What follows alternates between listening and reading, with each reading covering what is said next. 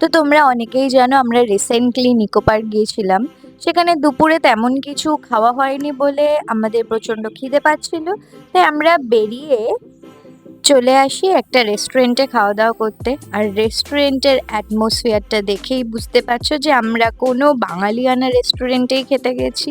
আর বিশ্বাস করো, সারা দুপুরে যখন খাওয়া হয়নি তখন মাথায় অন্য কোনো কিচ্ছু আসেনি, ইচ্ছা করছিল যদি একটু ভাত মাছ ডাল এইসব খেতে পারি। তো যাই হোক, যাওয়ার পরে আমাদের একটা ঠান্ডাই ওয়েলকাম ড্রিঙ্কস দেয়।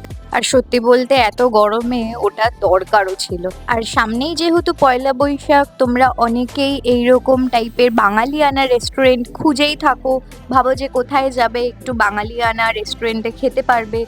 তো আমার মনে হয় এই জায়গাটা তোমাদের জন্য বেস্ট অপশন হতে পারে।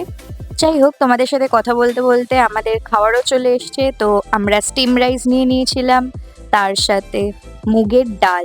ভাবো তো কম্বিনেশনটা, গরম গরম ভাত, মুগ ডাল আর ঝুরি আলু ভাজা। ওফ! এরপরে আমার মনে হয় আর কোনো কিছু দরকার পড়ে না। যাই হোক, এত কিছু যখন অর্ডার করেছি সব কিছুই তোমাদেরকে জানানো উচিত যে কোনটা কেমন খেতে। তো আমরা কাঁকড়া নিয়ে নিয়েছিলাম, আর এখানে কাঁকড়াটা সর্ষে বাটা দিয়ে করেছিল। আমি যত জায়গায় খেয়েছি কাঁকড়ার যে ঝাল হয় সেটাই খেয়েছিলাম, কিন্তু এই ফার্স্ট টাইম সর্ষে বাটা দিয়ে কাঁকড়া খেলাম, আর যেটা আমার নাকে গলায় সব জায়গায় ঝাঁঝ উঠেছিল। আর সত্যি খুব ভালো খেতে ছিল, অসাধারণ খেতে ছিল। তারপরে বাঙালি ক্রাশ পাঁঠার মাংস কষা। আমার মনে হয় এইটা হচ্ছে গিয়ে শো স্টপার ছিল।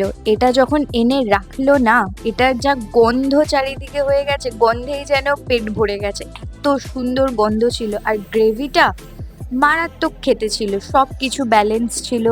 আর মাংসটা ওয়েল কুক ছিল, মানে ভীষণই নরম ছিল। আমার তো খুব ভালো লেগেছে। তো তোমরা একবার হলেও এখানে আসতে পারো। আর যেটা বললাম, সামনেই যেহেতু পয়লা বৈশাখ, তোমরা অনেকেই এরকম বাঙালি রেস্টুরেন্ট খুঁজতে চাও যেটা বাজেট ফ্রেন্ডলিও হবে।